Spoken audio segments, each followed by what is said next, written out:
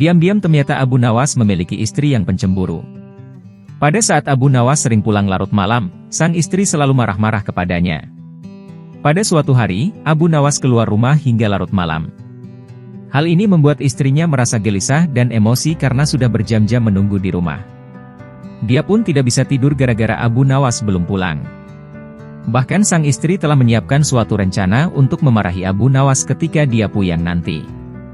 Waktu pun sudah beranjak larut malam, di luar begitu gelap, tetapi Abu Nawas belum juga kembali pulang. Tiba-tiba saja, dalam kondisi seperti itu, terdengar suara orang yang hendak masuk dari jendela rumah yang terbuat dari kayu. Mendengar suara itu, istri Abu Nawas pun langsung siap siaga untuk melancarkan aksinya. Dia menuju jendela rumah sambil memegang sepotong kayu berukuran lumayan besar. Dia berpikir bahwa Abu Nawas sengaja masuk rumah melalui jendela karena takut dimarahi oleh istrinya. Tak lama kemudian, masuklah seseorang melalui jendela yang ukurannya relatif kecil. Dalam kondisi yang gelap, wajah orang tersebut tak kelihatan. Akan tetapi istri Abu Nawas yang sudah tersulut emosinya langsung saja memukulkan kayu yang dibawanya ke orang tadi. Dia memukul secara membabi buta hingga membuat orang yang dikira suaminya itu jatuh tak berdaya ke lantai. "Ampun, ampun," ujar orang tersebut.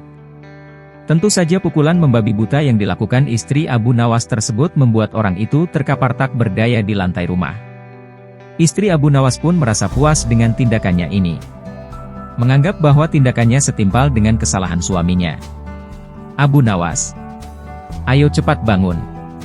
Lain kali jangan diulangi lagi dengan pulang larut malam," kata istri Abu Nawas dengan nada tinggi. Setelah ditunggu beberapa menit, orang tersebut tidak bangkit-bangkit dari pingsannya.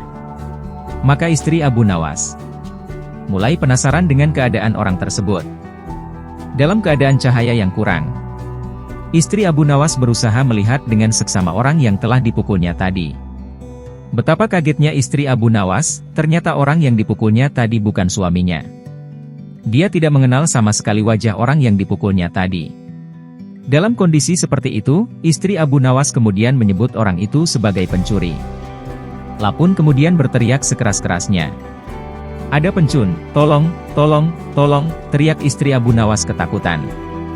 Tentu saja teriakan istri Abu Nawas tersebut membuat warga DL sekitar rumah Abu Nawas berhamburan keluar dan menangkap pencuri tersebut. Tak lama kemudian, banyak warga yang sudah berkumpul di rumah Abu Nawas. Mereka kemudian menangkap dan mengikat pencuri yang masih pingsan di lantai rumah. Para warga pun terkejut dengan kejadian tersebut. Ada seorang pencuri yang dapat ditangkap dan ditaklukkan oleh seorang wanita. Bahkan, pencuri itu babak belur dipukuli oleh istri Abu Nawas. Wah, hebat sekali, pencuri ini sampai pingsan tak berdaya di lantai. Mungkin butuh berminggu-minggu agar bisa pulih kembali seperti sedia kala, kata salah satu warga. Maaf Pak. Saya tak bermaksud menyakitinya, apalagi sampai separah itu, hanya suatu kekeliruan saja, Pak, kata istri Abu Nawas berusaha menjelaskan. Kekeliruan bagaimana? Tanya warga tersebut. Waktu itu, dia masuk melalui jendela dapur. Saya kira suami saya yang baru pulang, makanya langsung saya memukulinya tanpa ampun, jelas istri Abu Nawas lagi. Tak berapa lama kemudian Abu Nawas pun datang di tengah-tengah mereka. Lah terkejut melihat banyak warga yang berkumpul di rumahnya. Setelah mendengar cerita pencuri yang babak belur dihajar istrinya, dia pun tersenyum kecil dan bersyukur dalam hati. Untung saja bukan saya yang dihajar, makanya jangan main pukul, beginilah akibatnya, kata Abu Nawas. Meskipun demikian Abu Nawas merasa bangga dengan istrinya yang sanggup melumpuhkan pencuri seorang diri.